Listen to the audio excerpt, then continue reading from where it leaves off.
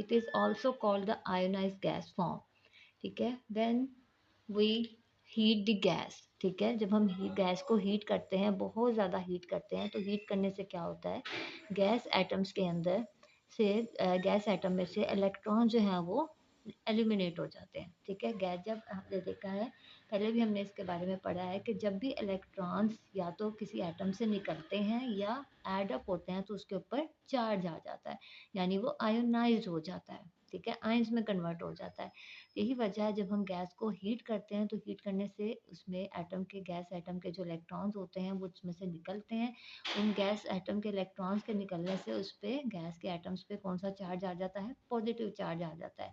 और इस तरह से ये पॉजिटिव और नेगेटिव चार्ज का जो है क्लाउड सा बन जाता है, ठीक है। इसको हम कहते हैं प्लाज्मा, ठीक है। It is ionise gas form and it is the fourth state of matter, ठीक है। अब ये प्लाज्मा कहाँ कहाँ हम देखते हैं, मोस्टली ये स्टार्स में प्रेजेंट होता है, नेबुलाज में प्रेजेंट होता है, इसके अलावा अरोराज में प्रेजेंट होता है। नेबुला क्या होता है, नेबुला बेटा सितारों के दरमियान में खला में ना गैस और धूल का एक बादल सा जो हमें नज़र आता है सम टाइम, ठीक है, उसको कहते हैं नेबुलाज।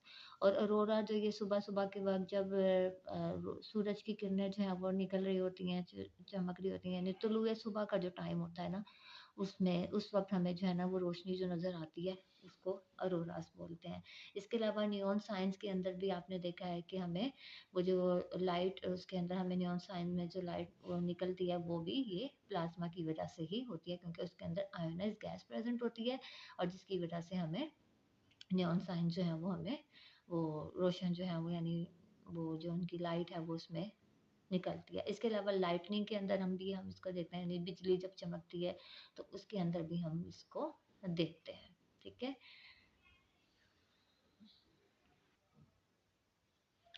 जी स्टूडेंट्स, अब इस पिक्चर को आप लोग देखें, इसके अंदर हमारे पास डिफरेंट स्टेट्स ऑफ मैटर जो है वो दिखाई गई हैं विद एग्जांपल। जैसे फॉर एग्जांपल सॉलिड है, सॉलिड की हमारे पास एग्जांपल डायमंड है। फिर लिक्विड, लिक्विड में हमारे पास एग्जांपल उन्होंने दी हुई है जूस की। इसके अलावा गैस में हमारे पास एग्जांपल है क्लाउड्स की, और हमारे पास प्लाज्मा में एग्जांपल है नियॉन साइंस की, ठीक है। फिर अब इसके अंदर अगर हम पार्टिकल अरेंजमेंट देखें, तो सॉलिड्स के अंदर पार्टिकल अरेंजमेंट, जैसे हमने पहले भी बात की है कि पार्टिकल जो होते हैं वो ऑर्गेनाइज्ड होते हैं, जैसे कि देखें किस तरह से ऑर्गेनाइज हैं सारे पार्टिकल। और लिक्विड्स के अंदर पार्टिकल्स ऑर्गेनाइज नहीं होते, ठीक है, there is small distance between the particles, ठीक है। And in gas, gas molecule के अंदर आप देखें कि पार्टिकल जो होते हैं वो बहुत ज़्यादा एक दूसरे से दूर दूर होते हैं, ठीक है, यहाँ पे बहुत ज़्यादा डिस्टेंस होता है। और प्लाज्मा के अंदर देखें तो यहाँ पे आयनाइज गैस फॉर्म है, यानी पॉजिटिव और नेगेटिव आयन जो है वो शो कर रहे हैं कि आयोनाइज गैस जो है वो आयनाइज फॉर्म में प्रेजेंट है, ठीक है। तो और नीचे फिर यहाँ पे दिखाया गया है कि मैटर की वन फॉर्म जो है वो दूसरी फॉर्म में किस तरह से कन्वर्ट हो रही है, ठीक है। सॉलिड्स जो है वो लिक्विड में कन्वर्ट हो रहा है, फिर लिक्विड से गैस में, और गैस से फिर प्लाज्मा में, यानी मैटर की वन स्टेट जो है वो दूसरी स्टेट में कन्वर्टेबल है। जैसे सॉलिड, सॉलिड में अगर हम हमारे पास एग्जांपल है, सिंपलेस्ट एग्जांपल आइस की है, ठीक है। आइस को जब हम हीट करते हैं तो हीट करने से क्या होता है, वो लिक्विड में कन्वर्ट हो जाती है, ठीक है। और लिक्विड को जब हम, यानी लिक्विड वाटर को जब हम हीट करते हैं तो वो इवेपोरेशन के बाद उसमें गैस जो है वो गैस में कन्वर्ट हो जाता है।